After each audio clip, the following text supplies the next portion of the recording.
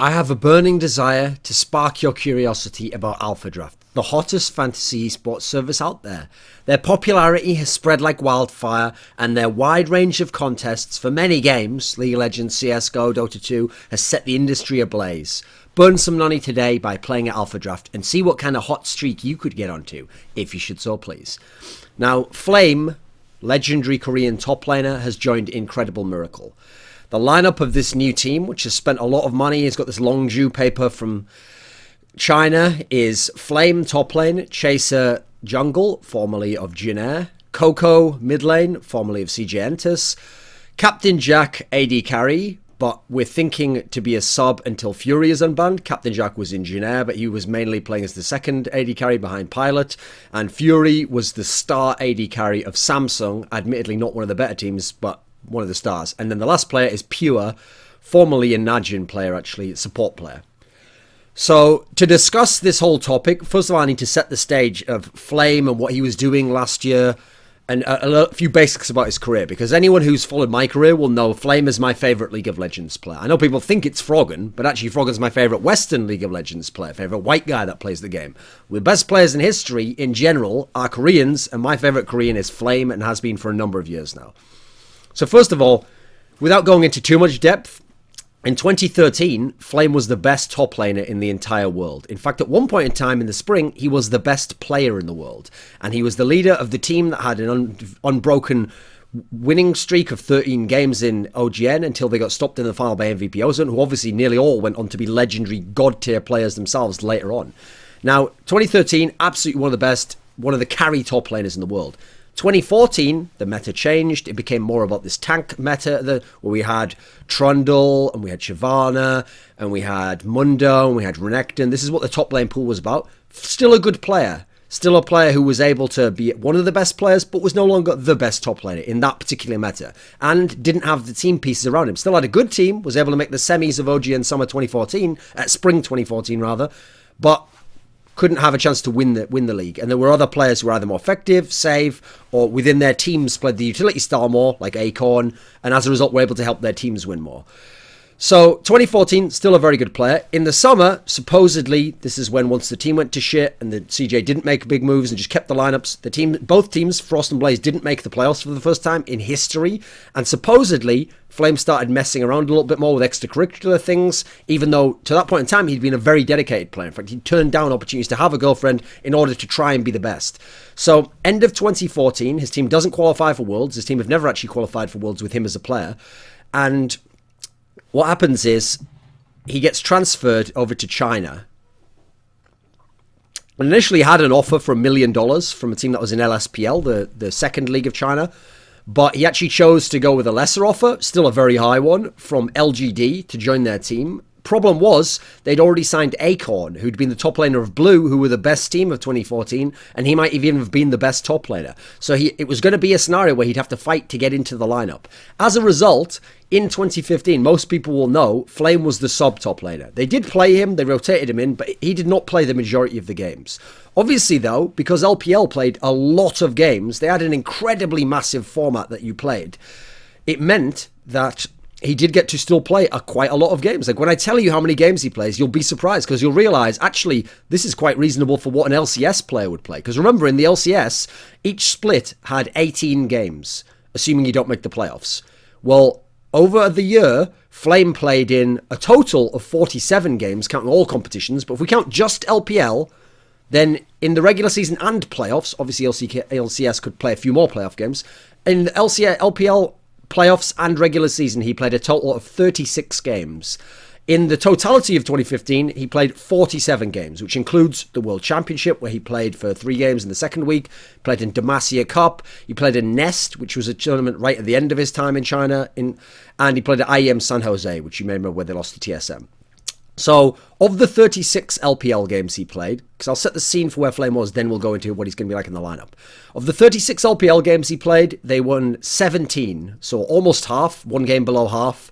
Now, the reason why they only won around half, despite the fact LGD were one of the best teams in all of China all year long, and he was playing as a very good player, is that the team didn't really fit around Flame as well as they fit around Acorn. They were still good around him, And I suspect part of this, here's the interesting thing, it wasn't based on champion pool, because actually Acorn inverted his champion pool and so did Flame.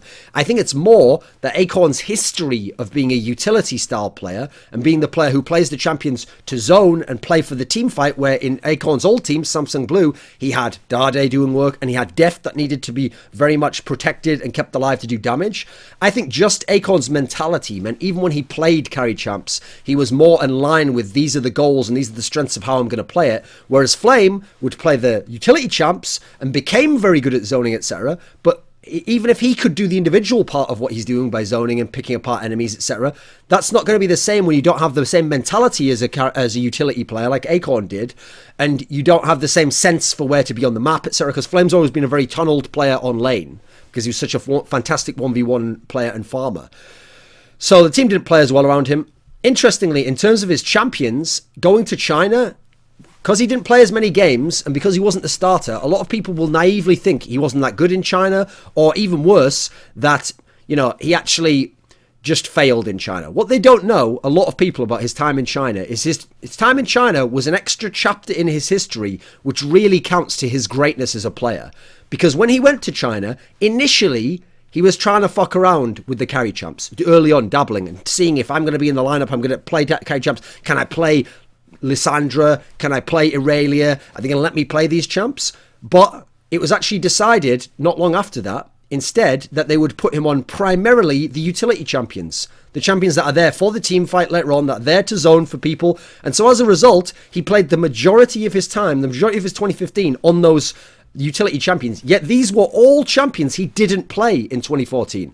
Yes, he played the tanks in 2014, like I said, Renekton, Shyvana, Mundo. That was what he was playing in Blaze in the early days. But these champions he played primarily, his three biggest champions that he played when he was in China were Rumble, a champion he used to play a long time ago in 2013, but in general didn't really fuck around with in 2014. Maokai, a champion that obviously, I mean, that was only brought out. I mean, well, it was brought out a long time ago, but it wasn't in the top lane meta when he was in Blaze, pretty much. Became quite good at that. And specifically, Gnar. Now, you'll notice a lot of even great top laners, people like Shy, never adapted to Gnar. Some of them can never get around Gnar because of how you had to use it. Flame became one of the best Gnar players in the entire world, and especially in the summer. In the spring of LPL, he was playing more Rumble, more Maokai. Then in the summer, he really shifted to Gnar even more. He'd started to bring it in, but then he became one of the best Gnar players in the world. Very good at landing the ultimate. So, fantastic Gnar player, very good on Rumble as well, became pretty good. And he would still mix in some carry champs, but it would mainly be Hecarim, and he was a pretty good player on that if he could use it around the team. Now, interestingly, they switched Flame over to all these utility champs, and he had to 180 his playing style and learn how to be good on these, because his mentality was to be focused on the carry style, and I'm the star of the team who gets fed. And instead, they put Flame on the carry champs, and it's like they did the same thing to Acorn. Acorn, famously, is one of the great utility players. He used to play the utility champs. Well, now they put Acorn onto the carry champs. He would play Kennen, the other carry champs, despite the fact these were Flames. In fact, Kennen was a signature champion for Flame. He's probably one of the best of all time on that champion. Now, at Worlds, it was different. At Worlds, at IEM, and the Nest tournament, Flame did get to play the carry champions. In terms of his history, Flame's history on champions is his best champion ever is probably when you take all of history into account, because the problem is 2013 was when at his peak, when he was the best player in the world, but that was also when he could play super carry focused champions and he could play AP champions top lane. So in counting all of history, his performances over the years, because he's been a very consistent player, Shyvana's his best champion. He's probably the best Shyvana of all time.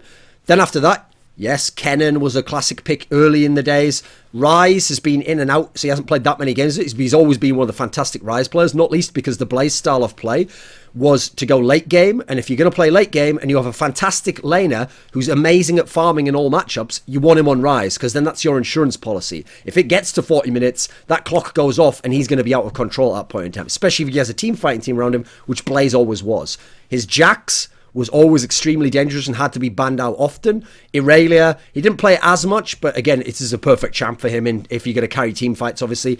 And if you want to go back far enough to when, again, it was a smaller champion pool, a wider champion pool rather, so he played a few different very strong top lane picks. When Elise was a top lane pick, he was a monster there, and Diana as well, obviously. Diana's a great one for him.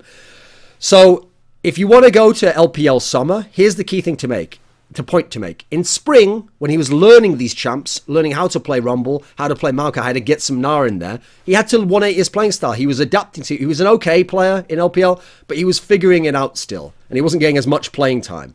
In LPL summer, there was legitimately a period of time where they actually started playing him as the starter. They played him more than Acorn for a period of time, and actually, he was better than Acorn in this period of time. They had a crazy period where they won like 70% of their games or 8% of their games with him. He was better than Acorn, and he was actually one of the best players in the world. I think you could legitimately say he was one of the top 5 top laners in the entire world. Kelsey Rose has written about this. He was playing exceptionally well at that particular middle part of the summer. It was the same period where they started experimenting with Zhao Shi as their sub-jungler coming in, who was playing quite well, instead of TBQ Xuen, who was obviously a dumpster. Now, in terms of skills, when you talk about Flame, first and foremost, carry top laner. One of the best top lane carries of all time, especially when you consider the length of his career. Because people like Macnoon and Reaper were exceptional, but for like a year. People like Shy were better for longer, but didn't have the team around them and always had to play more of a supportive style anyway, even though they had the carry champs. Flame is the prototypical hard carry top laner, and that's how he's always viewed himself. He's one of the best farming players of any position in the history of League of Legends. Best farming top laner for certain. The interesting thing about Shy and Flame was they really did master the wave control of how to freeze, how to always be able to get farm in the top lane.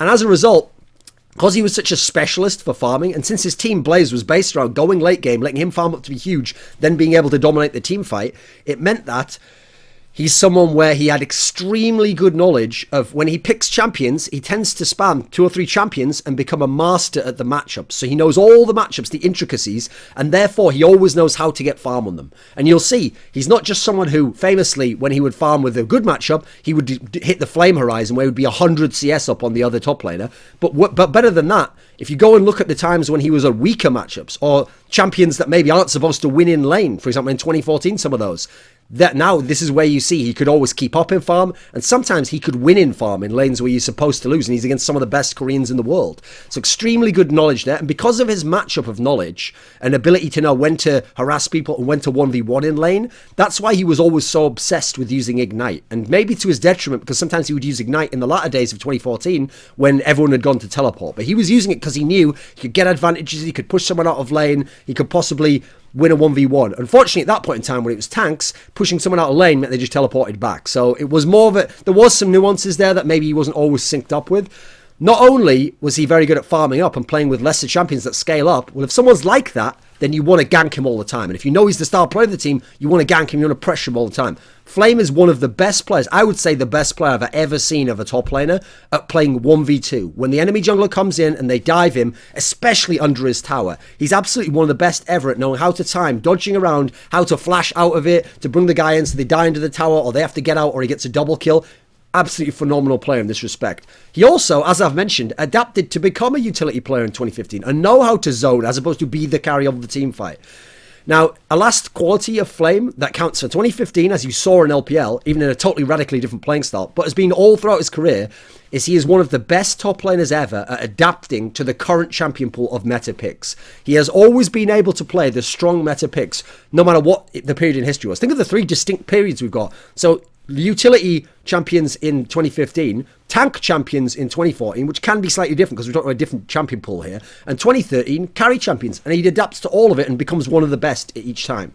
In terms of his mentality, at heart, he will always be a carry player. He wants to be the star.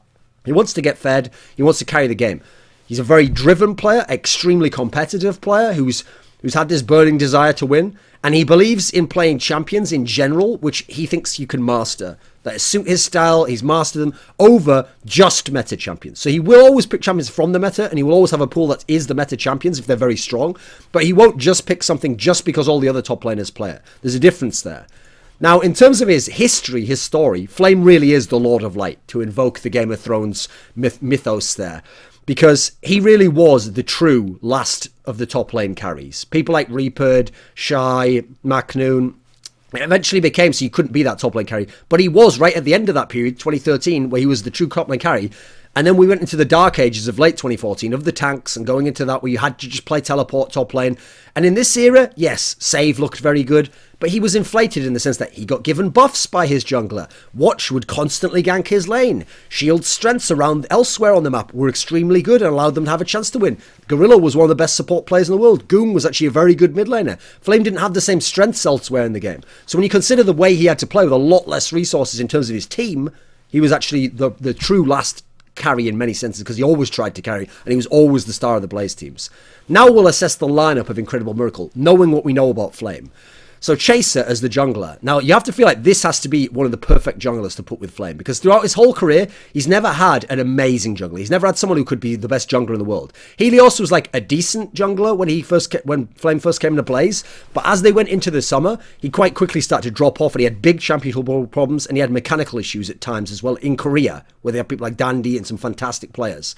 Now then he had Daydream, who was a good player and he was above average, but there were supposedly conflicts in terms of would he come top, etc. The good thing about Chaser is he had these crazy stats last year for kill participations. This is a guy who wants to get people rolling, who wants to get involved in fights, who's going to make smart, intelligent plays, and many people in Korea thought he was the best jungler in the world. So that's very exciting to imagine him playing with Flame and potentially helping Flame, who's already fantastic 1v2, play 2v2 top lane or 2v1 and get him rolling completely. That could be very good for Flame.